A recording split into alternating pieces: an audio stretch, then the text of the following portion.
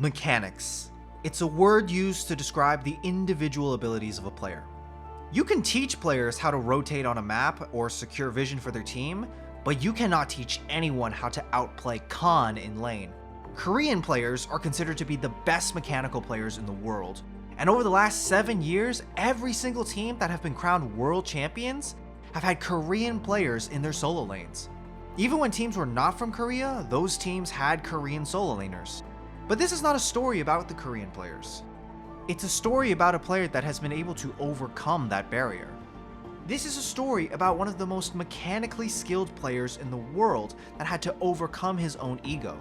It's about how dedicated one person was at making sure that his mechanics were unquestionably the best. In an infamous story told by his former coach, when LNG Flandre lost a 1v1 in a matchup where he could have won but got mechanically outplayed, he would physically slap the shit out of his own face in order to punish himself when he lost that 1v1. This is the story of EDG Flandre, the only non-Korean solo laner in the world since Season 2 to win a world championship. This is League of Documentary. Under EDG's control, and this is Ocean Soul available for the LPL squad. The teleport to come in through from the flank for Flandre.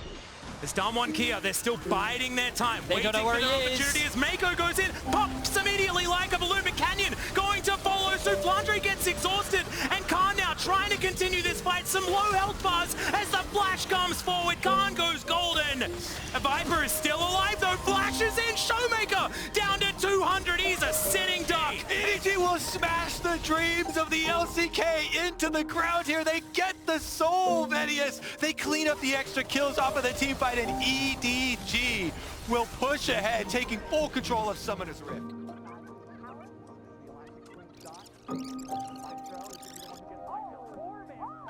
And the arrow in the front. They found Yuki. He's still snared, but they managed to turn around and kill Guoguo. In the meanwhile, Flandre flashes in, finds White. Flandre was a player that came up through the system of Chinese youth development leagues. Because of how many kids want to become pro gamers in China, they start developing these kids to be pro LPL players as young as 12 years of age. Before the youth gaming ban, there were hundreds of under 18 kids playing to one day have their shot in the LPL. Flandre was one of those players that came up through this system. Every one of the kids that gets into this type of training camp is considered to be a prodigy. They're all challenger on their own respective servers, but very few actually go on to play on the big stage. But Flandre was a prodigy among prodigies.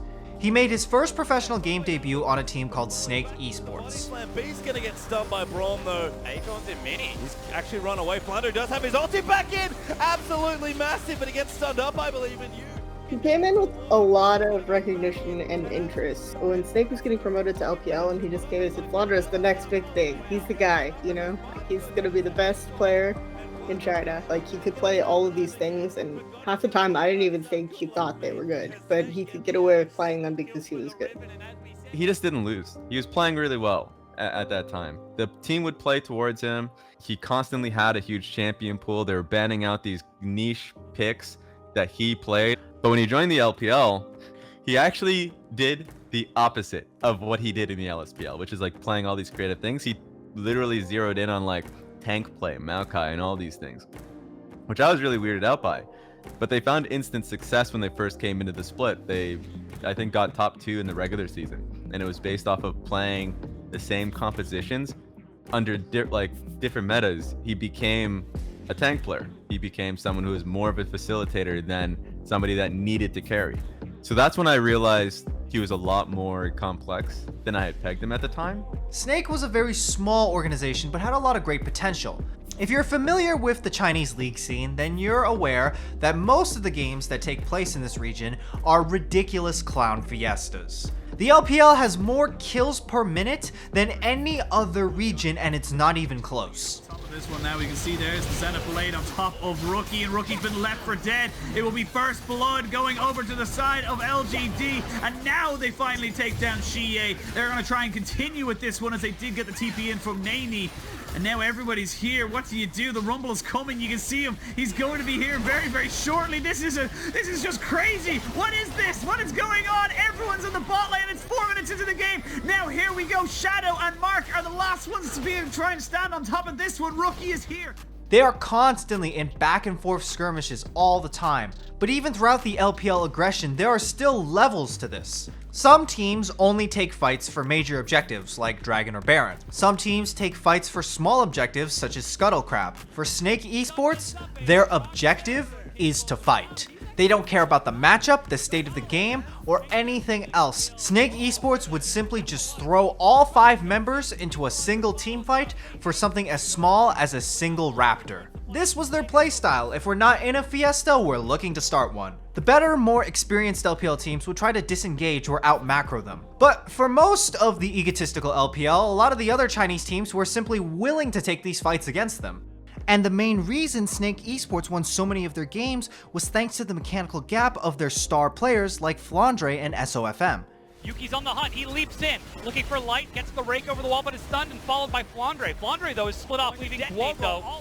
Will he be able to back out of this as Jinnu is trying to chase it around the never move as Flandre comes in from the side? It was a front to back, but somehow Snake were able to find a flank and they turn it into an ace, completely killing LGD. So Flandre just like stuck with Snake and became the face of Snake. It was a SOFM and Flandre show. Flandre would be playing Vladimir, and SOFM would be something on like either Lee Sin or Rengar or something like that, and they would just 2v5 team fights. Like, because they never backed down from a fight early in those games. It's actually hilarious. The most successful split when they first came in was literally just a team fight composition that begged you to either play away from them and split push successfully, or find a way to counter the team fight, because that's all they had as their like mindset and mentality. You can coach overall team play, but unlike 2016 and the years before that, where you can lane swap away from bad matchups and things like that, and you can have a hyper focus on just lane swapping, getting to overall focus on objectives. No, you can't do that anymore.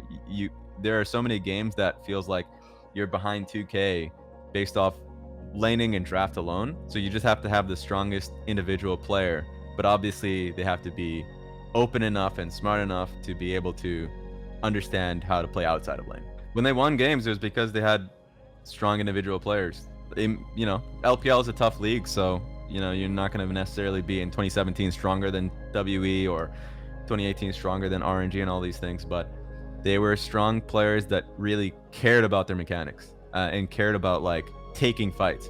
Flandre's raw mechanical talent was enough to be able to outperform just about every other LPL top laner in the league. It was thanks to their top gap that Snake Esports were even able to place in the top 4 of the LPL at all. But unfortunately, when it came to the bot lane, Snake always had poor results. Their AD carry often just got hard skill gapped and ended up in a deficit.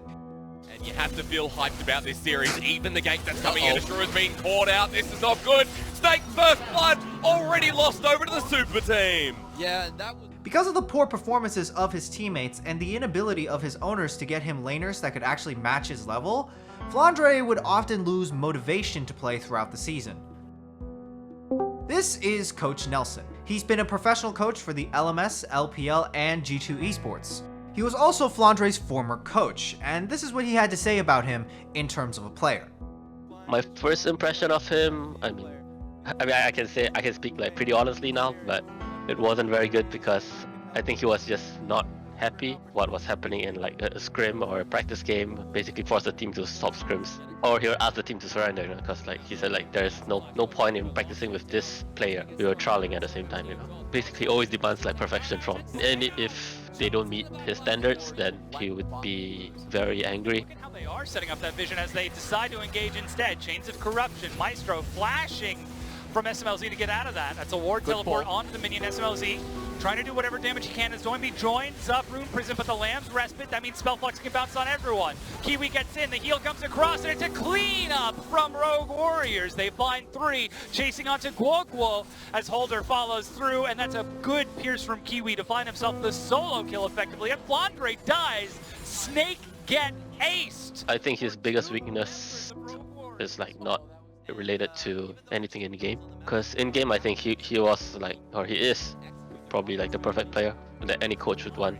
He can play everything, he can play any style, he can be high resource, low resource, he can shot call every single role in the game. I think that's something unique which probably only he has right now. Maybe his teammates are not good enough and it's not realistic to win with his teammates. So why did an amazing talent like Flandre stay on a team like Snake for as long as he did? Flandre has an extremely loyal personality. He's known to be close personal friends with the former owner of Snake Esports, and because it was his friend's team, he felt like he had a home here at Snake Esports.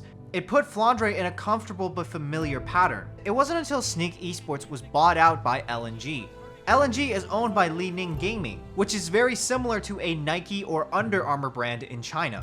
Because his friend was no longer the owner, and because it was now a big corporation that owned his team instead, Flandre was no longer bound by the ties of loyalty to stay on this team. And because of this, he was finally able to move on to a team where he was actually going to try and make a real run at World Finals. Despite his motivation issues, Flandre did become a great team player. What a lot of great players tend to do when they're on a bad team is they try to stand out individually. They simply plan to sell themselves to a better team next year and make sure that the other teams know that when they lost games, it wasn't really their fault. But Flandre did something a little bit different. Instead of playing a hard carry top laner and resource demanding like Jax, Camille, or Gangplank, Flandre would instead play things like Janna, Karma, and other weak side tanks so that his team would be able to focus on the bot lane and allow them to improve.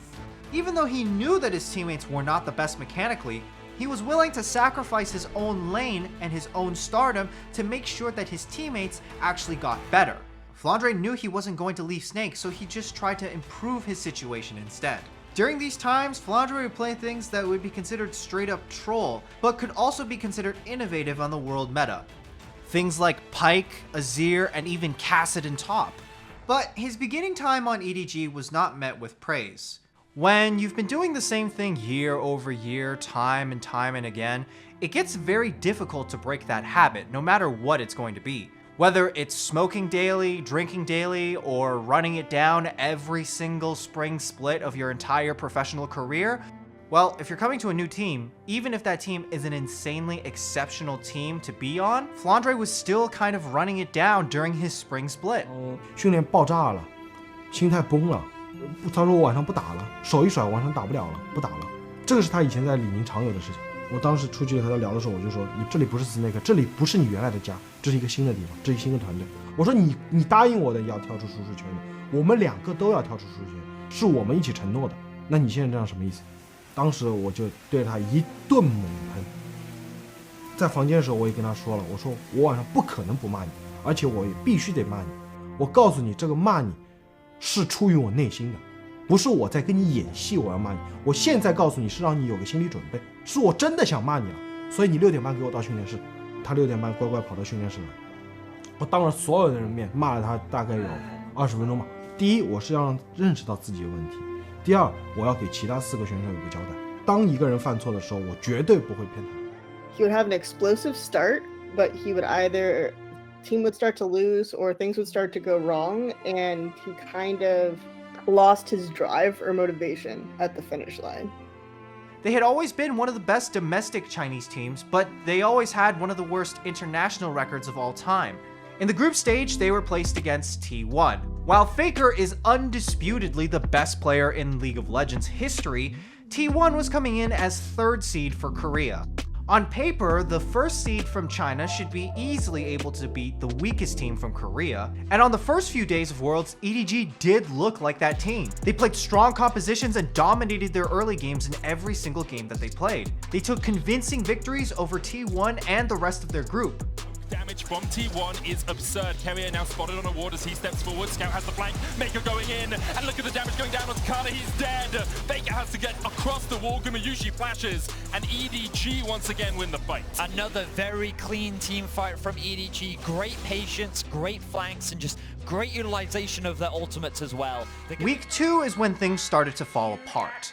EDG lost one game to T1, and it was going to look like a tiebreaker game for first place. And now tie up their scoreline here at Worlds Groups with EDG. This means now that if T1 and EDG both win their final games of the group, we will have a tiebreaker for first place here, and that is going to be very exciting to watch. We basically get a best of 3 here in this group stage, assuming those 2 wins go through, which is the prediction right now of both these teams advancing from the group. The Herald gives you the potential to get a tower, Graves already took it down. Yep. And EDG might take another one here in the mid lane setup. Gravitum trying to find a little bit more poke damage. Hugi very squishy, but there's someday in the midst of the entire team. Ginger now going in, scout off to the side. One kill getting traded back. Closure now fishing for the resets. Can't go in with the scatter. It's too big. The scatter works. Oh! It's a disaster. FBI on the hunt. Graves now collapsing as well. He might get picked up too. No, they don't see come in. him. Flash over the wall. 4 man. Oh, So they lost 100 Thieves in the final game, which would have put it to a tiebreaker. That's why, actually, that game haunted that conversation, because like going into it, everyone was like, yeah, EDG, RNG, T1, like all these teams are like, you know, toss-up favorites to win. But then after they lost 100 Thieves, like people legitimately doubted them. that's rank play from 100 Thieves as they deny EDG the tiebreaker. At this point in time, most of the fans were pretty much not expecting much anymore from EDG. They couldn't take first place out of a fairly easy bracket, and they were going up against their quarterfinals curse. Most of the fans at this point expected the entire tournament to be decided on the other side of the bracket, the Korean Civil War. Here, in the pursuit of perfection, they are found worthy once again, and they will fight T1 in semis. In order to break their curse, they had to play against their brother team RNG from China, and it was an extremely messy series. Mid-jungle already have control of the river. Oh, that's an empowered root. That's a Malzol over the top and a double knockup and ulti back in way. Gonna kick him right back out. He will not take any more damage until Flandre shows up. Too early, just wait! Flandre's impatient, but rewarded with first blood all the same. Goes out, who has his flash, does not dodge the knockup, which means Malz is going to be guaranteed to land it. Silence, everything else lands. No way out. Heals for the build, and the turret trades him back. Well, EDG vision. Of course, minions flooding into the bottom side. First engage comes across a whole bunch on a scout, and Malzahar dies with summoners available, and Cryan brings in the reinforcements. It's a rampage, exactly that minute. Victory, a slaughter against their countrymen here as EDG. Their base will fall. A best of 5 begins. RNG played a unique mid lane pick that no one had touched for years in professional play, and that was the Annie mid. That's Annie mid is the answer to Rise. I love it. I love it. Dude, he knows his place. Annie's like legit good here too. Yes, she is. She's not bad at all. Getting locked up a fair bit. This is going to be the first one on the way. Smites for help, and it's a 2 for 0 so far. Yumi's just targets a third kill. EDG thought you count him out, but they came to play. Looking for a fourth now. Not sure Ming can survive this one. He's going to headbutt, pulverize, get the aftershock. A stun might do a little bit, but it's not going to do a lot. Give Viper the kill. But very clearly, it's an Annie roam, and it's just still not going to land. Finally, Ming shows up to finish the job. Flandre, no easy way out, but Scout's here for a bit more. Did he bite up more than he could chew? He certainly did. It's going to be a 2-0 play. RNG finds signs of life. So the only one winning is Amazon. So SD Ultra by extension. Oh, they banned Annie. What? Instead, it is time to die. It's a 2 for nothing. EDG diving into the base. Flandre brings a stopwatch. Viper Arcane shifts forwards. Flandre's the target, but Xiaohu is the death, and the same goes through for Gala. One man left alive, crying as RNG's hopes at a world title fall. EDG, it took them 6 attempts, but this time they will knock down RNG. This time, EDG won it all. This team, EDG, are headed to the semifinals. Following this series, they had to play against the second seed Korean team, Gen.G. This was another close back and forth series with everything going all the way to Game 5 once again. So when the Gen.G EDG series was playing, everyone on Twitter was like, oh, this quality semifinal, it's so bad. Let's just watch T1 DK again. T1 DK is the real final. I was one of those people saying that the real finals would be the semifinals of T1 versus Donghuaplol. Before the tournament, happened, I would say it would be Donghuaplol, then I would say like FPX and EDG, right? But with how well T1 performed during the actual group stage and in the actual knockout stage, I for sure thought it was going to be the top teams in Worlds being Donghuaplol, T1. Went back and watched, and I kind of changed my perception of EDG because they were playing through side, and to me that's how you beat Dan1 is you play like through side lane. Yeah, but he's so tanky. Keep fighting. He has gotten solo turret for the Viper. He gets hit. Huge charm, and Viper just goes down. That play is going to be incredibly important. No, Eric's down. Chase. Oh, Padres in base, and he's at the Nexus turns. They had to send Rascal back. Can he even cover the Jacks? The Nexus turns are melting, and they're teleporting in Scout. They're trying to end it now. Never leave a man behind. Shockman's gonna be zone used, but the Nexus will fall. We have seen these fights before, and yet again, the LPL wins the base race. Backwards, but be careful, because they can keep on going. It's a flash in for Clint. It's a flash in for life. One kill so far. Will they find a second? Mako is low. Mako could drop, and Mako does. Really gonna get that kill. Looking for another flash is in. Finds the shutdown. And Flandre is on his way out. Gen G are gonna find this game. They're gonna find 4 kills. The map belongs to Gen G. And the flash of safety will not bring Mako back to life. Ruler gets another, and that's gonna be the ace. This time it is Gen G finding the kills. Clid does not miss Smite. In the brush, gonna find his ulti to zone out Clid and force him to jump over the wall. They might find this kill, but they might find Kennen dying. It's gonna be a dragon picked up. It's Scout getting the sleep, getting the first kill, and they might, they should, and they do get Ruler. The dunk onto life. The ace comes through for Jet. We've had an exciting set of semifinals. We're going to game 5. The kill, but Viper stays alive. Will they kill Mako? Yes, a 1-for-0. The shot's gonna cross. Ruler a bit isolated, but will not be hit by the skill shots. Rascal a blink low, and life has been traded back. The dunk comes in. It's 3 unanswered. A stopwatch for Scout, and he stays alive. It's the ace. It's Gen G falling. It's the last hope for the LPL. Ruler sees his kingdom fall to ashes. He's got no turrets left. He's got no life left, and he's got no road left to the World Championship. Viper puts in a couple of shots. BDD is going to die, and the Nexus falls, and EDG, the last of the LPL, are headed to their first World Final. Everyone was expecting a quick 3-0 sweep from Damwon Kia in the finals. Had EDG played Damwon Kia in the quarterfinals, they likely would have been swept. But after a gauntlet of a best-of-5 series and scrims against T1, EDG had played extensively against every single top-tier team at Worlds. They were not coming in anymore as a shaky first-week Worlds group. Their path was the longest and the most challenging, and it was one that forged them into a better team. Instead of coming in with the mentality like Damwon had of "we already won this series," they came in hungry and ready to prove everyone wrong. No one expected them to win, and so there was nowhere to go but up. And for a series that so many predicted was a 3-0, yes it might be, but it's not going to be for Donghuaplol Kia. Edward Gaming absolutely wiping the floor.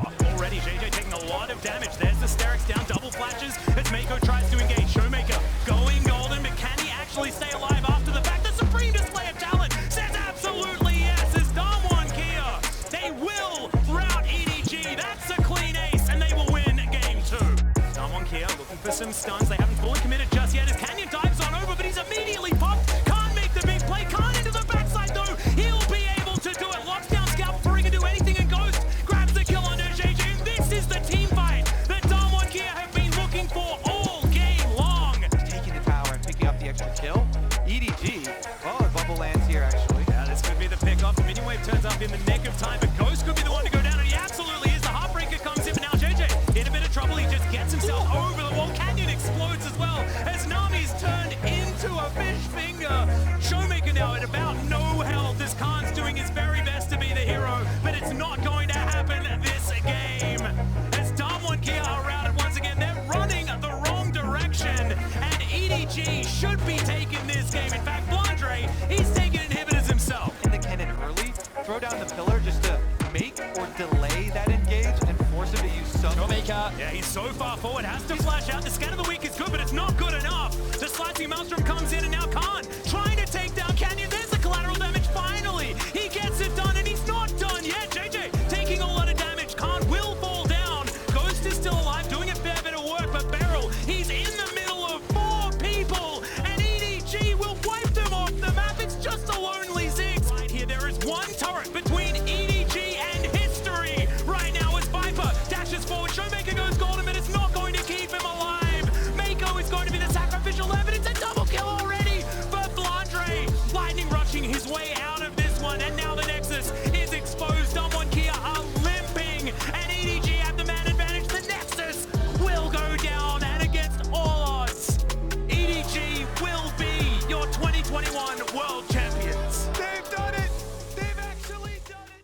I heard this from Candace, like the building would be moving from the amount of like cheers, booming cheers from the fans when like when the team won, and it's an amazing feeling.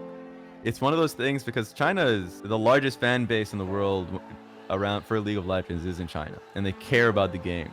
And when they see that victory, of course the celebration's one thing, but also immediately afterwards, people just go straight to playing the game.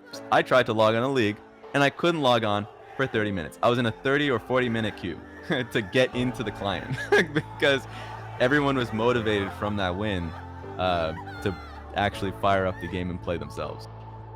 Flandre's parents had never supported his dreams to become a pro player. After Flandre ran away from home to play professionally, his relationship with his parents was forever damaged. But since his victory over at Worlds, Flandre has confirmed himself that his relationship with his parents has slowly improved. Though his path has been chaotic and unconventional, Flandre's legacy has been secured as the first non-Korean solo laner to win a world championship since Season 2.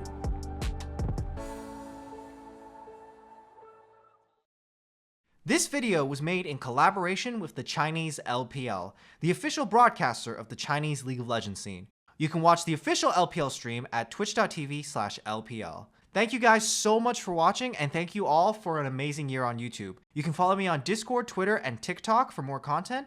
Have a great rest of your year, and I'll see you guys again in January. That's it. Bye.